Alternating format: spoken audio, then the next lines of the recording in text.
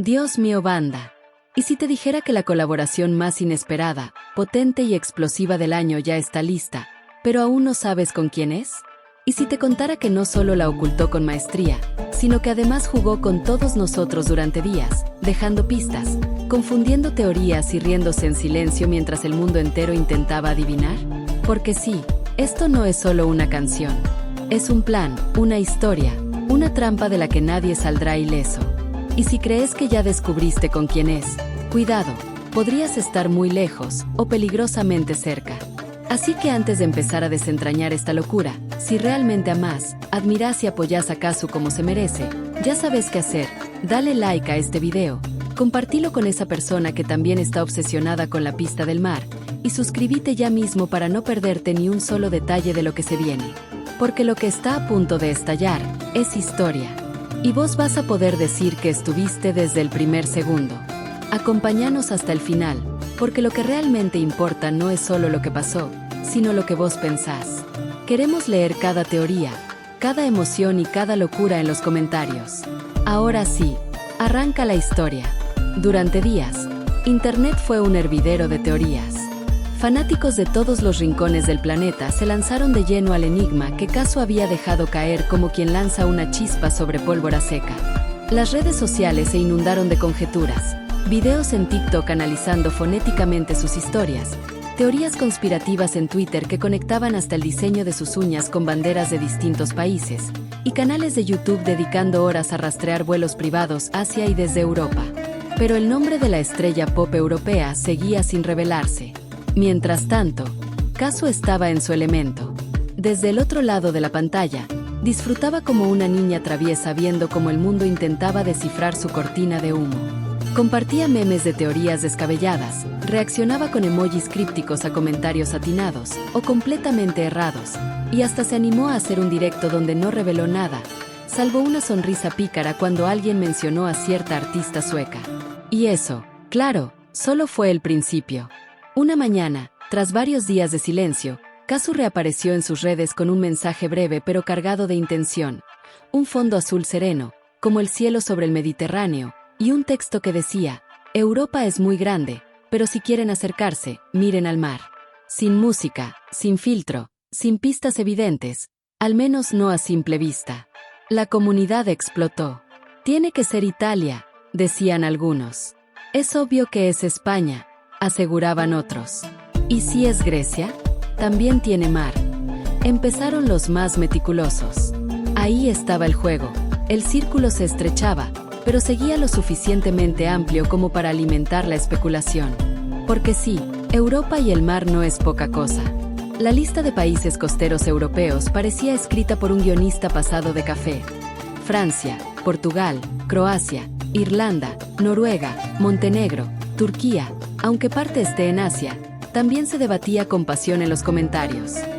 Algunos se pusieron a estudiar mapas náuticos, otros, a analizar los últimos likes de Kazu en Instagram. Uno de ellos se volvió viral por notar que en una de las últimas fotos, aparecía una sombrilla a rayas rojas y blancas. Según su teoría, eso solo podía significar Francia, o quizás Mónaco, o un guiño visual a una cantante belga. Mientras el mundo digital ardía, Kazu seguía como un espectador más, paseando entre historias, compartiendo fotos de su gato con gafas de sol, y videos suyos en habitaciones de paredes blancas. Sin pistas. O eso creían. Un fan particularmente obsesionado, llamado Marco, juraba haber visto el reflejo de una torre cónica en una ventana. Usó software de edición de imágenes y logró identificar que coincidía con un faro en la costa oeste de Portugal. ¿Demasiado rebuscado? Tal vez. Pero al día siguiente, Kazu publicó un story con un emoji de pez y un corazón azul. ¿Coincidencia? La red no lo creyó. Los fans se dividieron en facciones. Los iberistas aseguraban que era una artista española o portuguesa. Los escandinavos, que aunque el Mar del Norte fuera gélido, el pop sueco era innegablemente poderoso. Los francófilos hablaban del creciente lazo cultural entre Argentina y Francia. Cada grupo tenía su propia teoría, su mapa con chinchetas, su foro de debate. Y aún así, nadie sabía nada con certeza. Lo más curioso fue ver cómo las propias estrellas del pop europeo comenzaron a jugar. Una cantante holandesa publicó una historia con un mate y una bandera argentina. Una artista italiana cantó en español. Una estrella británica compartió una playlist titulada Misterios del Sur. Ya no era solo un misterio, era un fenómeno cultural. Kazu no había generado solo expectación. Había escrito sin querer una novela colectiva, desarrollada en tiempo real. Mientras tanto, se encerraba cada vez más en el estudio. Sus historias eran más enigmáticas. Mostraba su rutina con precisión quirúrgica. Ni una nota, ni una cara ajena, solo ella, sus auriculares y una sonrisa que no podía ocultar. Una mañana, sin previo aviso, publicó una foto en blanco y negro. Era una playa difusa, con una figura a lo lejos. El pie de foto, nos vemos pronto, Costa del Misterio. Estalló otra ola de teorías.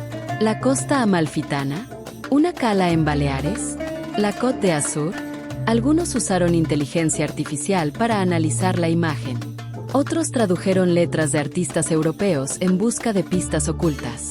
Un internauta descubrió que en una toma del estudio, colgado en la pared, había un póster cubierto parcialmente con una palabra en francés. Solo se leía Che. Las teorías estallaron. ¿Chanteuse? ¿Cherie? ¿O simplemente Chicago? ¿Y si todo era una distracción? En medio de esa niebla, Kazu logró lo que muy pocos consiguen en la era del scroll infinito: que todos se detuvieran, que escucharan, que imaginaran, que jugaran. Los fans comenzaron a crear sus propias versiones del anuncio, canciones inventadas con inteligencia artificial, colaboraciones falsas, montajes de video mezclando voces. Uno incluso logró posicionar su versión en los trending topics.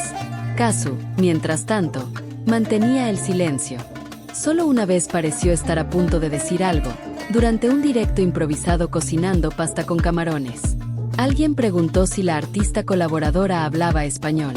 Kazu se quedó callada un segundo, alzó una ceja y dijo: «Puede que no lo necesite». Luego se rió y cambió de tema. Las apuestas se dispararon. Una tarde sin sol ni lluvia, Kazu estaba sentada en su rincón favorito, café frío en mano, ajustando los últimos compases de la canción. No por inseguridad, por perfección. Aquella canción no era solo una colaboración, era una declaración. Una carta abierta con dos acentos distintos, dos intensidades que se fundían. El celular vibró. No hacía falta ver el nombre. La risa grabada en el ringtone bastaba. ¿Está lista?, dijo una voz al otro lado, agitada pero emocionada. No sabes cuánto me tortura no poder cantarla ya. Está casi, respondió Kazu. Me faltaba ajustar el puente. Quiero que tu entrada no solo impacte, quiero que quede grabada en la memoria. Sabes que te dejo hacer tu magia, contestó la otra, dulce e impaciente. Pero ya no aguanto. Quiero que el mundo escuche lo que hicimos con esa letra. Lo sé, dijo Kazu con una sonrisa que no se le borraba. Cada vez que llego al coro, quiero volver a empezar la canción. Soñé que la cantábamos en vivo, continuó la otra. Un escenario pequeño, luces cálidas. Nadie entendía al principio, pero cuando abría el beat, todos quedaban en silencio. Y al final, alguien lloraba. Kazu tragó saliva. Ella también había soñado algo parecido la noche anterior. ¿Te das cuenta de lo que estamos haciendo?, susurró la voz extranjera. No es solo una colaboración. Es como si estuviéramos mezclando dos latidos en una misma frecuencia. Por eso quiero que cuando la lancemos, sea especial. Nada de un post frío. Esto necesita un ritual. Un ritual. ¿Vamos a rezar en un altar o qué? Rieron. Hablaron de ideas absurdas, conferencias falsas, actores representando fans confundidos, tatuarse un verso. Nadie dijo que no. ¿Y cuándo nos vemos?, preguntó Kazu, más seria. Te espero donde sea. Tengo una idea, dijo ella bajando la voz. Grabémosla en vivo. Solo tú y yo. Sin escenario, sin luces. Una cámara, dos micrófonos y el mar de fondo. El mar. Otra vez el mar. Antes de colgar, se despidieron con una promesa. En pocos días se encontrarían. El resto, lo sabría el mundo después. Esa noche, Kazu volvió a mirar las ondas sonoras en la pantalla. Estás por nacer, pensó, pero todavía no sabes lo que vas a provocar. La publicación final fue sencilla, su mano sosteniendo un papel arrugado. La frase, la espera ya casi termina. Y en el pie de foto, escribió: después de leer sus teorías, sus memes, sus apuestas, sus mapas con chinches y sus análisis de mis selfies, solo puedo decir gracias. Gracias por jugar, por seguirme el juego, por dejarse llevar por esta locura. Esto no fue solo una estrategia, fue mi manera de compartirles lo que sentía desde que esta canción empezó a nacer. Ya falta muy poco. Y les juro, valdrá la pena. No están preparados para lo que viene, pero les va a encantar. El post se volvió tendencia en minutos. Los comentarios llovieron desde todos los rincones del planeta. Algunos aún trataban de adivinar. Otros, simplemente, dejaban corazones y fueguitos. Kazu no respondió, al menos no de inmediato. Sabía que ese mensaje tenía que respirar por sí solo, porque el siguiente paso era otro capítulo, y estaba a punto de comenzar. La noche del lanzamiento llegó como una tormenta silenciosa. Las redes sociales estaban encendidas, pero Kazu no decía una palabra. Solo había una historia en su perfil, un video corto, borroso, en blanco y negro. Aparecía él de espaldas, parado frente a una ventana donde llovía con fuerza. El audio era apenas un susurro, una frase en francés, casi indescifrable. Nada más. Pero bastó. Los comentarios se dispararon. ¿Era la voz de ella? ¿Decía J.R. Biens o J.W.? ¿Estaba de vuelta o estaba olvidando? El misterio seguía latiendo, más vivo que nunca. A medianoche en punto, cayó el videoclip en YouTube. Un título simple: Elle Autre Moitié. Nadie sabía qué esperar, pero cuando comenzó, todos entendieron por qué tanto silencio. El video abría con una toma aérea de un tren cruzando los Alpes, la nieve cubriéndolo todo. Kazu caminaba por el pasillo del tren, auriculares puestos, pero no sonaba su voz. Sonaba la de ella. Un francés suave, melancólico, cargado de algo roto pero hermoso. Y cuando la cámara giraba, ahí estaba ella, la artista misteriosa. De espaldas también, en el último vagón, mirando el paisaje pasar. Su rostro no se revelaba. No todavía. El beat entraba, suave pero con peso.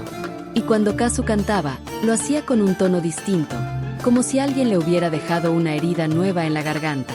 La letra hablaba de dos mitades que se buscan en lugares distintos. Del amor como una llamada perdida. De idiomas que no logran decirlo todo, pero lo sienten igual. De alguien que está y no está. El internet explotó.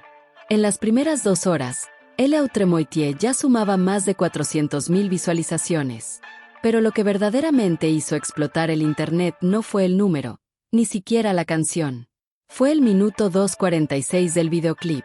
En una transición apenas perceptible, la cámara giraba lentamente en torno a la figura femenina.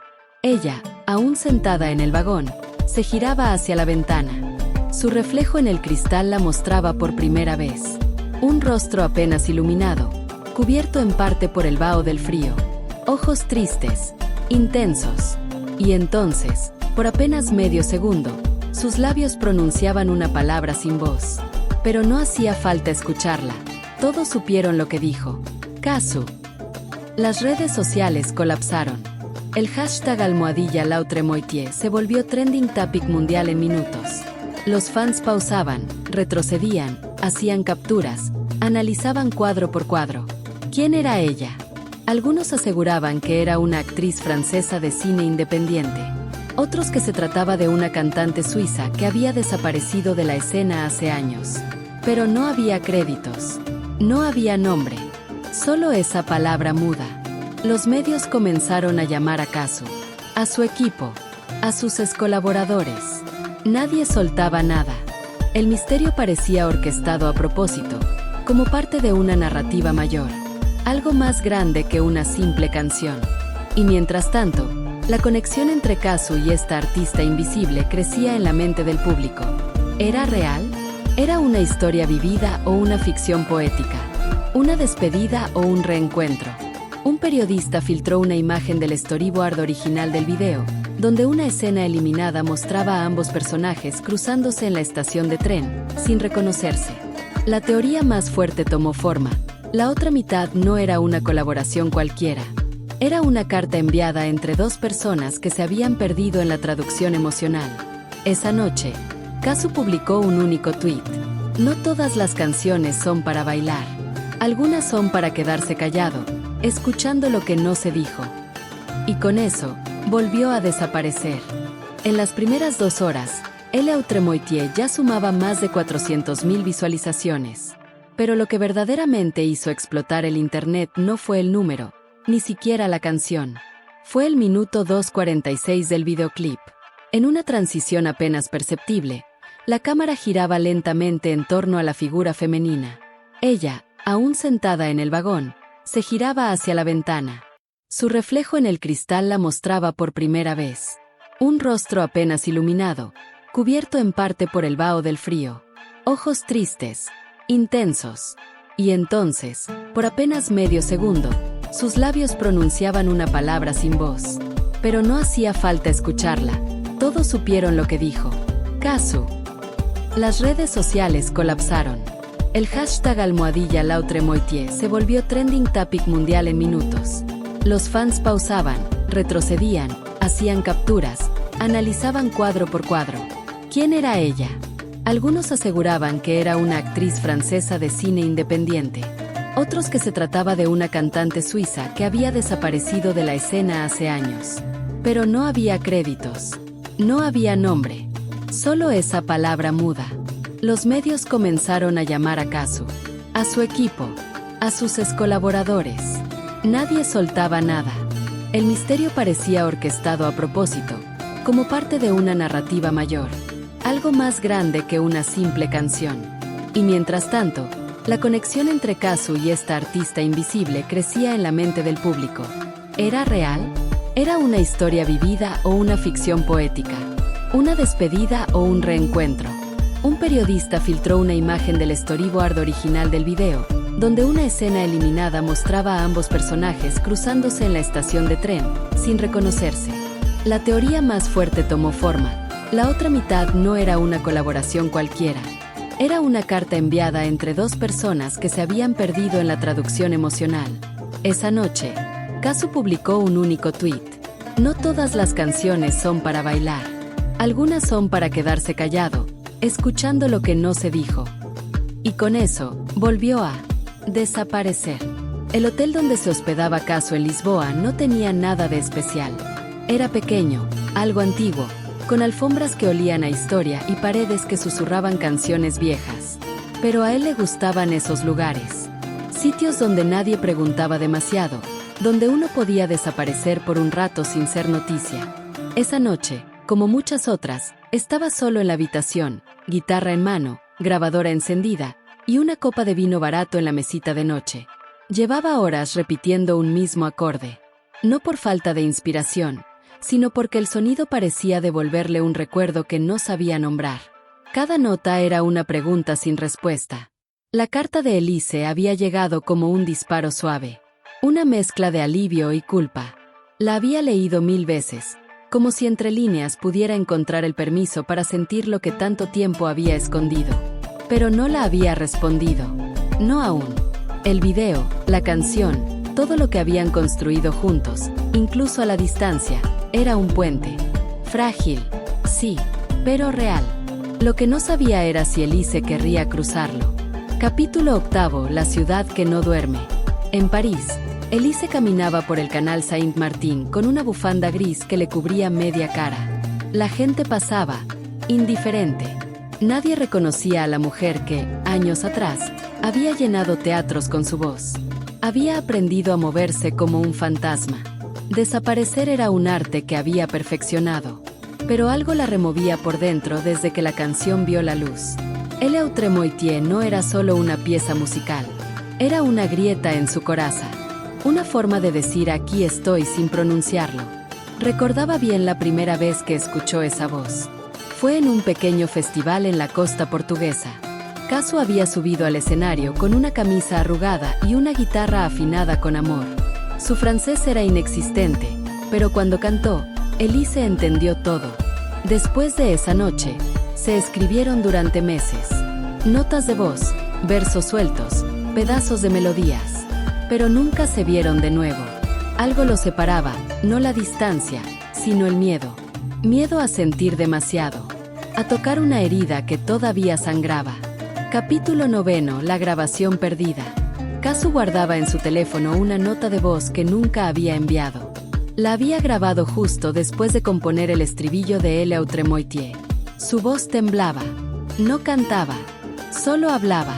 Elise, no sé si vas a escuchar esto algún día. Tal vez no sea lo que esperas. Tal vez no sea suficiente. Pero esta canción, la escribí con tu nombre escondido en cada sílaba. No para que volvás. No para que me respondas. Solo para que sepas que aún estás aquí, en la música, en mí. Esa nota de voz permanecía sin enviar. Kazu pensaba que algunas cosas no necesitaban llegar para ser escuchadas. Pero al mismo tiempo, deseaba que ella supiera. Capítulo 10. El regreso. La noche del concierto en Marsella no estaba planeado. Elise simplemente apareció. Preguntó si podía usar el piano. Nadie dijo que no. Nadie preguntó demasiado. Fue como si el universo conspirara para que todo sucediera sin interrupciones. Entre los asistentes, había alguien sentado en la última fila. Gorra, bufanda, mirada baja. Kazu. Había llegado sin avisar. Sin intenciones claras. Solo con el deseo de estar. Cuando Elise empezó a tocar, supo que no había más necesidad de palabras. Ella no lo vio durante el show, pero lo sintió. Lo reconoció en un acorde que solo ellos conocían. Y cuando terminó la última canción, no hubo aplausos eufóricos ni flashes. Solo un silencio que pesaba como un té extraño no dicho. Capítulo 11. Postludio. Al día siguiente, en el mismo teatro vacío, Elise encontró una hoja doblada sobre el piano. No tenía firma. Solo decía, tal vez no era la canción. Tal vez éramos nosotros. Ella sonrió. Tomó su libreta de tapas negras, la misma de siempre, y escribió una nueva página. Tal vez no se trata de volver. Se trata de no irse del todo. Y así, la historia no terminó. Se convirtió en algo más. Un acorde compartido. Un recuerdo no olvidado. Una canción que aún espera su versión en vivo. Quizás algún día, juntos. Había una niebla suave sobre Marsella esa mañana. No la niebla espesa que oculta las cosas, sino una que las transforma, las vuelve irreales. Como si la ciudad flotara en otra dimensión, un lugar donde el tiempo no tenía prisa y las decisiones no pesaban tanto. Kazu caminaba despacio por el muelle. Llevaba el mismo abrigo que había usado durante la grabación del videoclip, uno de esos que ya no abrigan tanto, pero que guarda historias entre los pliegues. En su bolsillo, apretaba algo pequeño, un encendedor viejo con iniciales grabadas, no suyas, de ella. Lo había encontrado en una de las cajas que trajo de Lisboa. No sabía cómo había llegado ahí. Tal vez Elise lo dejó en aquella breve visita a la casa de los productores. Tal vez era de otra persona, y su memoria, hambrienta de sentido, le había puesto su nombre. Pero no importaba. Lo tenía en la mano, y eso era suficiente. Habían pasado semanas desde el concierto, desde esa noche en la que Elise había vuelto a tocar. No intercambiaron palabras, ni un mensaje. Solo ese pedazo de papel sobre el piano, esa frase que parecía la respuesta a una pregunta que nunca se atrevieron a formular. Y sin embargo, ahí estaban, a punto de cruzarse otra vez.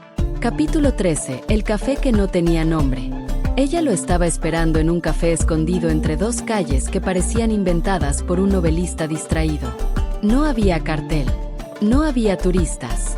Solo una lámpara colgando en la entrada y un aroma a café tostado que lo envolvía todo como una manta.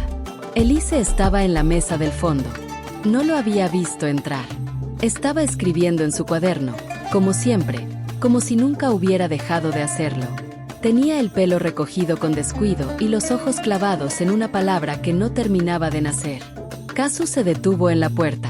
La escena lo golpeó en el pecho. No por lo dramático, sino por lo cotidiano. Porque en su cabeza había imaginado ese reencuentro de mil maneras. Lágrimas, reproches, abrazos contenidos.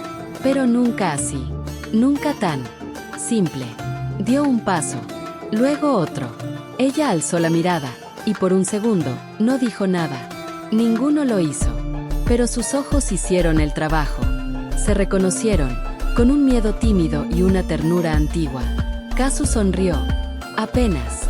¿Puedo sentarme?, preguntó, como si no supiera la respuesta. Elise cerró el cuaderno con suavidad. Pensé que no ibas a venir. Yo también. Se quedaron en silencio un rato. Afuera, el mundo seguía su curso. Dentro del café, todo parecía suspendido. La canción. Empezó ella, sin terminar. La hicimos juntos, dijo él. Aunque no estuviéramos en la misma habitación. Ella bajó la mirada, tocó la taza con las yemas de los dedos. ¿Y ahora qué? ¿Una segunda parte? Kazu se encogió de hombros. No lo sé, pero me gustaría escribir algo sin esconderme. ¿De mí?, preguntó, sin reproche. De todo. De lo que siento, de lo que soy, de lo que fuimos. Ella asintió, muy despacio, como quien acepta que hay cosas que no necesitan ser reparadas para tener valor. Entonces empecemos por un verso, susurró. Solo uno. Vale, respondió él. Pero esta vez, vos lo cantás primero. Y ella sonrió. No una sonrisa amplia. Una pequeña. Sincera. De esas que aparecen cuando uno empieza a soltar lo que duele. Capítulo 14. Canción sin título. Esa noche volvieron al estudio. No uno grande. No uno caro. Uno prestado, en las afueras de la ciudad. Tenía paredes de madera y olor a humedad, pero también una acústica mágica, de esas que solo se logran con tiempo, polvo y amor. Elise afinó el piano. Kazu conectó su guitarra. No dijeron nada más. Grabaron un solo take. Sin ensayo, sin guión. Él tocaba y ella cantaba. Luego se invertían los roles. Y en el centro, una canción que no tenía nombre. Porque aún no sabían lo que eran. Pero sabían que eran algo. Cuando terminó, se quedaron sentados en el suelo, respirando, como si acabaran de correr una maratón emocional. Kazu la miró. ¿Esto es un final? Ella negó con la cabeza. Esto es un comienzo, que llega tarde. Y él, por primera vez en mucho tiempo, no sintió miedo.